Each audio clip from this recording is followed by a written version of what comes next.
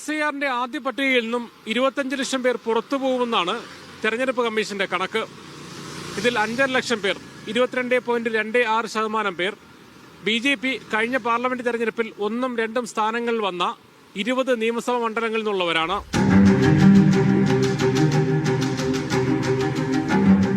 SIR നടപടികളുടെ ഭാഗമായി voter പട്ടികയിൽ നിന്ന് പുറത്താകുന്നവരുടെ പട്ടിക തെരഞ്ഞെടുപ്പ് കമ്മീഷന് പുറത്തുവിട്ടപ്പോൾ ഏറ്റവും കൂടുതൽ പേരുള്ളത് തിരുവനന്തപുരം നിയമസഭാ മണ്ഡലത്തിലാണ്. 58,828 വോട്ടർമാർ. മണ്ഡലത്തിലെ ആകെ വോട്ടർമാരുടെ 28%. BJP രണ്ടാമതെത്തിയ മണ്ഡലമാണ് തിരുവനന്തപുരം. പുറത്താക്കപ്പെടുന്നവരുടെ എണ്ണം കൂടുതലുള്ള അടുത്ത മണ്ഡലങ്ങൾ വട്ടിയൂർക്കാവും നേമവും കഴക്കൂട്ടവുമാണ്. 3ഉം കഴിഞ്ഞ പാർലമെന്റ് തെരഞ്ഞെടുപ്പിൽ BJP 1ാം സ്ഥാനത്തെത്തിയ മണ്ഡലങ്ങൾ. സുരേഷ് ഗോപി തൃശൂരിൽ നിന്ന് വിജയിച്ചപ്പോൾ ഗുരുവായൂർ ഒഴികെ 6 നിയമസഭാ മണ്ഡലങ്ങളിലും ലീഡ് നേടിയിരുന്നു. ഈ 6 മണ്ഡലങ്ങളിലും അജ്ഞാത വോട്ടർമാരുടെ എണ്ണവും കൂടുതലാണ്.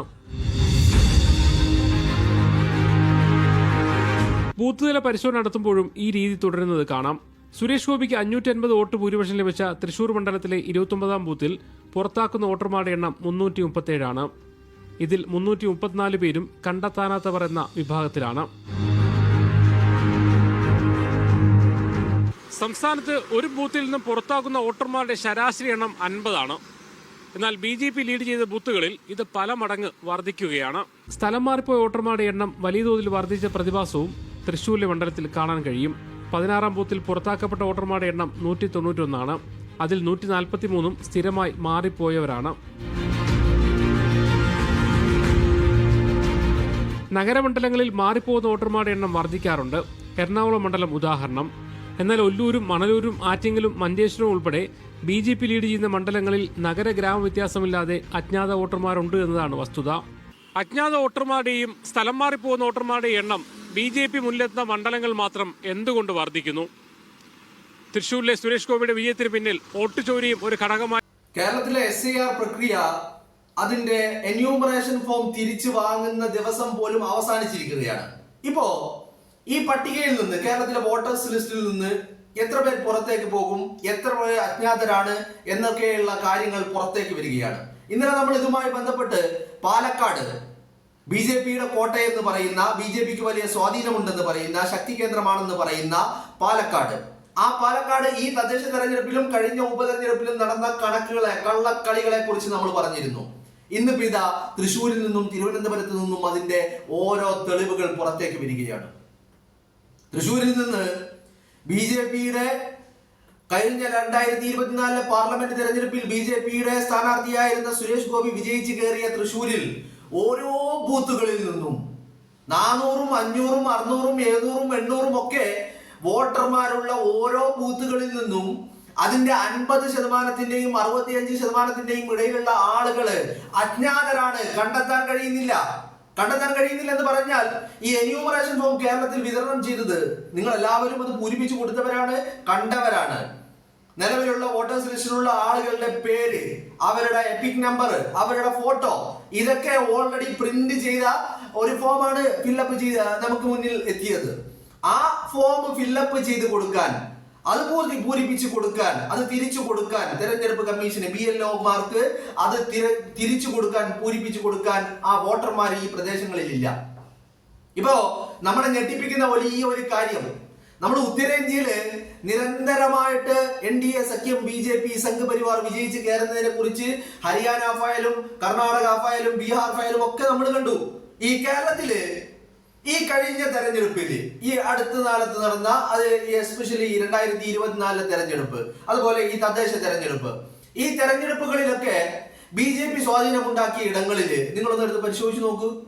അവിടെ ആ ബൂത്തുകളിലുള്ള വോട്ടർമാർ, ടോട്ടൽ വോട്ടർമാരുടെ എണ്ണത്തെക്കാൾ അതിന്റെ പകുതിയിലേറെ, 50%-ലേറെ, 65%-ഓളം ആളുകൾ അജ്ഞാതരാണ് എന്നാണ് പറയുന്നത്. കണ്ടെത്താൻ കഴിയുന്നില്ല. ഇവരെയൊക്കെ പുറത്തു നിർത്തുകയാ. എനിക്ക് മനസ്സിലാവാത്തത്, നമ്മൾ ഇന്നലെ രാഹുൽ മാങ്കൂട്ടം പാലക്കാട് നടത്തിയ വലിയ ഒരു പോരാട്ടത്തെ കുറിച്ച് നമ്മൾ ഇന്നലെ സംസാരിച്ചു കഴിഞ്ഞു. രാഹുല് ഈ രേഖകളൊക്കെ, ഈ ഇലക്ഷൻ കമ്മീഷൻ ഉദ്യോഗസ്ഥരുടെ മുഖത്തേക്ക് എറിയുന്ന ചിത്രങ്ങൾ നമ്മൾ കണ്ടു. പക്ഷേ ഇന്ന് ഇതിന്റെ തുടർഭാഗം എന്നോണം തൃശ്ശൂരിൽ നിന്ന്. ഈ തൃശ്ശൂരിൽ ഈ കഴിഞ്ഞ തെരഞ്ഞെടുപ്പിൽ 2 തെരഞ്ഞെടുപ്പിൽ സംഭവിച്ച കാര്യങ്ങൾ നിങ്ങൾ എടുത്ത് പരിശോധിക്കുക. തൃശ്ശൂർ പാർലമെന്റ് മണ്ഡലത്തിൽ സുരേഷ് ഗോപി 75,000 വോട്ടിന് വിജയിച്ച മണ്ഡലം. നിങ്ങൾ കണക്കുകൾ, ഞാൻ പറയുന്ന ഫിഗറുകൾ പ്രത്യേകം മനസ്സിലാക്കണം. 75,000 വോട്ടിന് തൃശ്ശൂർ പാർലമെന്റ് മണ്ഡലത്തിൽ സുരേഷ് ഗോപി വിജയിച്ചു കയറുന്നു. ആ സുരേഷ് ഗോപി വിജയിച്ചു കയറുന്ന തെരഞ്ഞെടുപ്പിൽ 2024 പാർലമെന്റ് തെരഞ്ഞെടുപ്പിൽ തൃശ്ശൂരിൽ പുതുതായി ചേർക്കപ്പെട്ട വോട്ടർമാരുടെ എണ്ണം എന്ന് പറയുന്നത് 1,25,000 സ്വാഭാവികമായിട്ടും സാധാരണഗതിയിൽ ഓരോ മണ്ഡലങ്ങളിലും നമ്മുടെ കേരളത്തിലുള്ള ബാക്കി എല്ലാ മണ്ഡലങ്ങളിലും എടുത്ത് പരിശോധിച്ച് നോക്കിക്കഴിഞ്ഞാൽ ഒരു ആവറേജ് കണക്ക് എന്ന് പറയുന്നത് 4%, 5%-നുള്ളിലാണ് പുതിയ വോട്ടർമാർ ഓരോ മണ്ഡലത്തിലും അധികരിക്കാറുള്ളത്. എന്നാൽ തൃശ്ശൂരിൽ അധികരിച്ചതോ 10%-ലേറെ, 11%-ഓളം എത്തി നിൽക്കുന്ന വോട്ടർമാരുടെ അധികമാണ് അല്ലെങ്കിൽ വർധനമാണ് കണ്ടത്.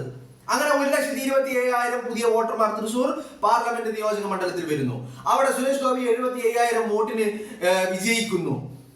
ഗുരുവായൂർ ഒഴികെയുള്ള ഈ പാർലമെന്റ്, തൃശ്ശൂർ പാർലമെന്റ് മണ്ഡലത്തിൽ പെടുന്ന ഗുരുവായൂർ ഒഴികെയുള്ള എല്ലാ നിയമസഭാ മണ്ഡലങ്ങളിലും സുരേഷ് ഗോപിക്ക് വ്യക്തമായ ലീഡ് ഉണ്ടാകുന്നു. എന്നാൽ ഈ തദ്ദേശ ഭരണ തെരഞ്ഞെടുപ്പ് വന്നപ്പോ അല്ലെങ്കിൽ ഈ SIR-ലേക്ക് എത്തിയപ്പോ തൃശ്ശൂർ നിയോജക മണ്ഡലത്തിൽ നിന്ന് മാത്രമല്ല തൃശ്ശൂർ ജില്ലയിൽ ആകമാനം BJPക്ക് ഒരു നേട്ടവും ഉണ്ടാക്കാൻ സാധിച്ചില്ല എന്നുള്ളതാണ്. അതിനുള്ള കാരണം എന്താ? അതിനുള്ള കാരണമാണ് സുരേഷ് ഗോപി അടക്കമുള്ള ആളുകൾ ആ വോട്ട് 2024 അവിടെ പുതുതായി ചേർത്തു എന്ന് പറഞ്ഞാൽ കേരളത്തിന്റെ അങ്ങോളം ഇങ്ങോളം ഭാഗങ്ങളിൽ നിന്ന് നമ്മൾ കണ്ടു. ഇതിനെക്കുറിച്ച് നമ്മൾ ഒരുപാട് ചർച്ച ചെയ്തു. തിരുവനന്തപുരത്ത് നിന്ന്, കൊല്ലത്ത് നിന്ന്, കോഴിക്കോട് നിന്ന്, എറണാകുളത്ത് നിന്ന്, മലപ്പുറത്ത് നിന്ന്, കാസർഗോഡ് നിന്ന്, കണ്ണൂരിൽ നിന്ന്, വയനാട് നിന്ന് പോലും ആളുകള് തൃശ്ശൂരിലെ വോട്ടർമാരായി മാറുന്ന കാഴ്ച നമ്മൾ കണ്ടു. പക്ഷേ തദ്ദേശ തെരഞ്ഞെടുപ്പ് വന്നപ്പോഴോ തൃശ്ശൂർ സുരേഷ് ഗോപി അടക്കം ഇങ്ങനെ ചേർത്ത സംഘപരിവാർ വോട്ടുകൾ അവരുടെ യഥാർത്ഥ കേന്ദ്രങ്ങൾ എവിടെയാണോ അങ്ങോട്ട് പോയി. സുരേഷ് ഗോപി എവിടെയാ വോട്ട് ചെയ്തത്? ഈ തദ്ദേശ തെരഞ്ഞെടുപ്പിൽ സുരേഷ് ഗോപി വോട്ട് ചെയ്തത് തിരുവനന്തപുരത്താണ്, ശാസ്തമംഗലത്താണ്. അവിടെയാണ് അയാൾക്ക് ഇത്രയും കാലം വോട്ടുണ്ടായിരുന്നതും. പക്ഷെ കഴിഞ്ഞ തെരഞ്ഞെടുപ്പ് വന്നപ്പോൾ അത് തൃശ്ശൂരിലേക്ക് എത്തി. സുരേഷ് ഗോപിയുടെ മാത്രമാണ് എത്തിയത് അല്ല, കൊല്ലത്തുള്ള സുരേഷ് ഗോപിയുടെ സഹോദരൻ സുഭാഷ് ഗോപിക്ക് പോലും വോട്ട് തൃശ്ശൂരിലായിരുന്നു.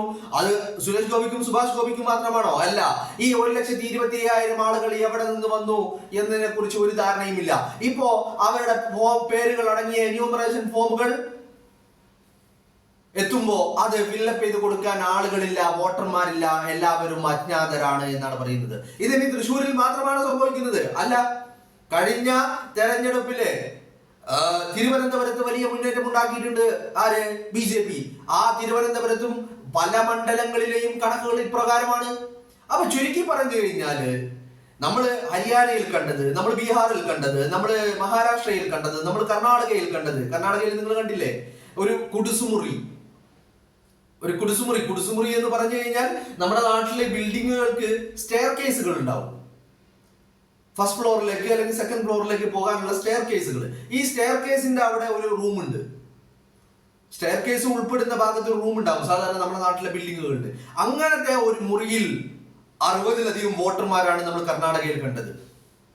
അങ്ങനത്തെ ഒരു മുറിയുടെ അഡ്രസ്സിൽ 60-ലധികം വോട്ടർമാര്. ഇതേ സ്വഭാവം തന്നെയാണ് കഴിഞ്ഞ തെരഞ്ഞെടുപ്പ്. ഇത് 2024 പാർലമെന്റ് തെരഞ്ഞെടുപ്പ് നമ്മൾ കഴിഞ്ഞപ്പോ കണ്ടു. തൃശ്ശൂരിലെ പല ഫ്ലാറ്റുകൾക്കും പല വില്ലകൾക്കും അതിന്റെ ഉടമസ്ഥരോ ആ കുടുംബമോ അറിയാത്ത ആളുകൾ ആ ഫ്ലാറ്റുകളുടെയും വില്ലകളുടെയും അഡ്രസ്സിൽ വോട്ടർമാരായിരിക്കുകയാണ് തൃശ്ശൂരിൽ. പക്ഷേ ഇതൊക്കെ പുറത്തേക്ക് അറിയുന്നത് തെരഞ്ഞെടുപ്പ് കഴിഞ്ഞ് ഇപ്പൊ SIR കൂടി വരുന്നതോടുകൂടി അജ്ഞാതരുടെ എണ്ണം കൂടുകയാണ്. പക്ഷെ ഈ കൂടുന്നതൊക്കെ ഈ BJP വലിയ സ്വാധീനമുണ്ടാക്കി, BJP വലിയ ശക്തി കേന്ദ്രമാണ് എന്നൊക്കെ പറയുന്ന ഇടങ്ങളിലാണ് ഇങ്ങനെ വോട്ടർമാർ പുറത്തേക്ക് പോകുന്ന വോട്ടർമാരുടെ എണ്ണം വർദ്ധിച്ചിരിക്കുന്നത് എന്നുള്ളത് നമ്മൾ പ്രത്യേകം ശ്രദ്ധിക്കേണ്ട കാര്യമാണ്. അപ്പോ ഈ വോട്ട് കൊള്ള പഠിക്കാൻ നമ്മൾ ഹരിയാനയിലേക്ക് പോണ്ട, കള്ളവോട്ടുണ്ടാക്കി വിജയിക്കുന്ന തന്ത്രം പഠിക്കാൻ നമ്മൾ ബീഹാറിലേക്ക് പോണ്ട. നമ്മൾ കേരളത്തില് പാലക്കാടുണ്ട്, തൃശ്ശൂരുണ്ട്, ഇങ്ങ് മഞ്ചേശ്വരത്തുണ്ട്, അത് കഴിഞ്ഞ് ഇങ്ങ് തലസ്ഥാനത്തെത്തിയാൽ തിരുവനന്തപുരത്തുണ്ട്. BJP സ്വാധീനം ഉണ്ടാക്കി എന്ന് മാധ്യമങ്ങൾ പറയുന്ന ഇടങ്ങളിലൊക്കെ നിങ്ങളൊന്ന് എടുത്ത് പരിശോധിക്കുക. ഈ SIR വരുമ്പോ അവിടെ നിന്ന് പുറത്തേക്ക് പോകുന്ന വോട്ടർമാർ എന്ന് പറഞ്ഞാൽ അജ്ഞാത വോട്ടർമാരാണ്. ആ സ്ഥലങ്ങളിൽ അങ്ങനത്തെ വോട്ടർമാരില്ല, അങ്ങനത്തെ ആളുകളില്ല, അവരുടെ ബന്ധുക്കളില്ല, ആ അഡ്രസ്സിൽ ആളില്ല എന്ന് മാത്രമല്ല ഇവർ നൽകിയിരിക്കുന്ന മൊബൈൽ നമ്പറിൽ ബന്ധപ്പെടാൻ പോലും കഴിയാത്തക്ക വിധം അജ്ഞാതരായി മാറിയിരിക്കുന്നു. ഇതിനെക്കുറിച്ച് നമ്മുടെ കേരളത്തിലെ CPM-നോ കോൺഗ്രസിനോ ആരും മിണ്ടുന്നില്ല. നിങ്ങളൊന്ന് ആലോചിച്ച് നോക്ക്. ഈ SIR-ന്റെ പുറത്താക്കൽ പട്ടിക പുറത്തു വരുമ്പോ ഒരാളും തുറക്കുന്നില്ല. ആകെ ഒരു രാഹുൽ മാങ്കൂട്ടം മാത്രമാണ് ശബ്ദിച്ചത്. നിങ്ങളൊന്ന് ആലോചിച്ച് നോക്ക്. ഇപ്പൊ ആലോചിച്ചു പോവുകയാണ് രാഹുലിന്റെ പാർട്ടിയിൽ ഉണ്ടായിരുന്നെങ്കിൽ എന്ന്. അയാൾ പാലക്കാട് കാര്യം ഏറ്റുപിടിക്കുന്നുണ്ട്. കാരണം അയാളുടെ മണ്ഡലം അതാണ്. അയാൾക്ക് അവിടെ മാത്രമേ അധികാരമുള്ളൂ. അയാൾ കോൺഗ്രസിൽ ഉണ്ടായിരുന്നെങ്കിൽ എന്ന് ഞാനിപ്പോ ആഗ്രഹിച്ചു പോവുക. കേരളത്തിൽ അങ്ങോളം ഇങ്ങോളം ഇത്ര വലിയ ഒരു കൊള്ള നടന്നിട്ട് കോൺഗ്രസ്സുകാർ മിണ്ടുന്നില്ല, CPM-കാർ മിണ്ടുന്നില്ല, ഒരുത്തരും മിണ്ടുന്നില്ല. എന്തേ കാര്യം? ഇതൊരു കൂട്ടുകച്ചവടമാണോ? ഈ രാജ്യത്തെ ജനങ്ങളെ, എസ്പെഷ്യലി കേരളത്തിലെ ജനങ്ങളെ പറ്റിച്ചുകൊണ്ടുള്ള ഏർപ്പാടാണ് ഈ നടത്തുന്നത്. നമ്മൾ കണ്ടതാണ് കഴിഞ്ഞ 2024 തെരഞ്ഞെടുപ്പില്, പാർലമെന്റ് തെരഞ്ഞെടുപ്പില് സുരേഷ് ഗോപി വിജയിച്ച് കയറിയപ്പോ തൃശ്ശൂരുകാർ മുഖത്തോട് മുഖം നോക്കിയിട്ട് പറഞ്ഞത് നീ ചെയ്തോ, ഞാൻ ചെയ്തോ, നീ ചെയ്തോ, ഞാൻ ചെയ്തോ. എല്ലാവരും മുഖത്തോട് മുഖം നോക്കി ആത്മകഥം പറഞ്ഞത് നമ്മൾ കണ്ടതാണ്. പക്ഷേ അത് തൃശ്ശൂരുകാരുടെ വോട്ടല്ലെന്ന് നമ്മുടെ മുന്നിൽ തെളിയുകയാ. ഇപ്പോ പാലക്കാട് കഴിഞ്ഞ 2 തവണ പാലക്കാട് നഗരസഭ BJP ഭരിച്ചത് നിങ്ങൾ ഇന്നലെ കണ്ടില്ല? ഞാൻ പറഞ്ഞില്ല നിങ്ങളോട്? വടക്കാന്തറയിലും മൂക്കാന്തറയിലും ശ്രീരാമപാളയത്തും ഒക്കെ ഉദാഹരണങ്ങൾ എണ്ണി ഞാൻ പറഞ്ഞില്ലേ? ഒരു വോട്ടർ, ഒരു മണ്ഡലത്തിലെ ഒരു ബൂത്തില് 700-800 വോട്ടർമാരുള്ള ബൂത്തില്, ആ ബൂത്തിൽ നിന്ന് അജ്ഞാതരെന്ന് പറഞ്ഞ് എന്യൂമറേഷൻ ഫോം ഫില്ലപ്പ് ചെയ്ത് കൊടുക്കാൻ ആളില്ലാത്ത ആളുകളുടെ എണ്ണം എന്ന് പറയുന്നത് 400-ഉം 480-ഉം 520 ആളുകളാണ്. എന്ന് പറഞ്ഞാൽ പകുതിയിലേറെ ആളുകൾ അജ്ഞാതരാണ്. ഇനി നിങ്ങൾ ചോദിക്കും, ഈ അജ്ഞാതർ തദ്ദേശ തെരഞ്ഞെടുപ്പിൽ വോട്ട് ചെയ്തു എന്ന് തെരഞ്ഞെടുപ്പ് കമ്മീഷന്റെ രേഖകൾ പറയുന്നു. ഈ അജ്ഞാതരൊക്കെ ഈ തദ്ദേശ തെരഞ്ഞെടുപ്പിലും ഈ കഴിഞ്ഞ ഉപതെരഞ്ഞെടുപ്പുകളിൽ അടക്കം ഈ പറയുന്ന അജ്ഞാത വോട്ടർമാര് പാലക്കാട് വോട്ട് ചെയ്തിട്ടുണ്ട്. അപ്പോ ഇവരൊക്കെ വോട്ട് ചെയ്യുന്നുണ്ട്. പക്ഷേ എന്യൂമറേഷൻ ഫോം ഫില്ലപ്പ് ചെയ്ത് കൊടുക്കാൻ ഇവരാരെയും കാണുന്നില്ല, കിട്ടുന്നില്ല. അപ്പൊ ചുരുക്കി പറഞ്ഞാൽ ഇത്രയും കാലം BJP വിജയിച്ചു എന്ന് പറയുന്നത്, അല്ലെങ്കിൽ BJP 2ാം സ്ഥാനത്തെത്തി എന്ന് പറയുന്നത്, തൃശ്ശൂരിൽ BJP വിജയിച്ചത്, സുരേഷ് ഗോപി വിജയിച്ചത് ഒക്കെ ഈ രാജ്യത്തെ കേരളത്തിലെ ജനങ്ങളെ പറ്റിച്ചുകൊണ്ടാണ്, കൊള്ളയടിച്ചുകൊണ്ടാണ് എന്നുള്ള കാര്യമാണ് തെളിഞ്ഞുകൊണ്ടിരിക്കുന്നത്. ഇങ്ങനെ പച്ചവെള്ളം പോലെ ഇതൊക്കെ പകൽ വെളിച്ചം പോലെ പുറത്തേക്ക് വന്നിട്ടും ആരും മിണ്ടുന്നില്ല. എന്താ മിണ്ടാത്തത്? ജനങ്ങളെ വീണ്ടും പറ്റിക്കുകയാണോ? കൂട്ടുകച്ചവടമാണോ? ഇടക്കിടക്കൊക്കെ അവിടെയും ഇവിടെയും കൊടുത്തു വാങ്ങിക്കൊണ്ടുള്ള കൂട്ടുകച്ചവടമാണ് നടത്തിക്കൊണ്ടിരിക്കുന്നത്. അങ്ങനെയാണെങ്കിൽ ഇവിടെയുള്ള ഓരോ രാഷ്ട്രീയ പാർട്ടികളും മറുപടി പറയേണ്ടി വരും. കാരണം കേരളത്തിലെ പ്രബുദ്ധരായ ജനം പുറംകാല് കൊണ്ട് തട്ടിത്തെറിപ്പിച്ചവരെ ഇങ്ങോട്ട് വിളിച്ചു വരുത്തി സീറ്റ് കൊടുക്കുന്ന ഈ ഏർപ്പാട്, അധികാരം കൊടുക്കുന്ന ഈ ഏർപ്പാട്, അത് നല്ലതിനല്ല. ഈ കേരളത്തിന്റെ സാഹോദര്യ, സാമുദായിക, മതസൗഹാർദ്ദത്തിന്റെ അന്തരീക്ഷം തകർക്കാൻ വേണ്ടിയുള്ള കൂട്ടുകച്ചവടത്തിൽ എല്ലാവരും പങ്കാളികളാണോ എന്ന് സംശയിക്കേണ്ടിയിരിക്കുന്നു എന്ന് നമുക്ക് കാണാം. കാരണം ഈ വാർത്തകള്, ഈ രേഖകള് ഒക്കെ ഇപ്പൊ പുറത്തു വരാൻ തുടങ്ങിയിട്ടേ ഉള്ളൂ. മേ ബി എല്ലാവരും പ്രതികരിച്ചേക്കാം, അല്ലെങ്കിൽ നടപടികളുമായി മുന്നോട്ട് വന്നേക്കാം. പക്ഷെ ഈ നിമിഷം വരെ അത് ഉണ്ടായിട്ടില്ല. അത് ഉണ്ടായിട്ടില്ലെങ്കിൽ ഇതിനെപ്പറ്റി അന്വേഷിക്കേണ്ടതുണ്ട്. നമ്മുടെ ഇൻവെസ്റ്റിഗേഷൻ ഇവിടെ തുടങ്ങുകയാണ്. അതിന്റെ ആദ്യത്തെ ഒരു എപ്പിസോഡാണിതെന്ന് നിങ്ങൾ കരുതിക്കോളൂ.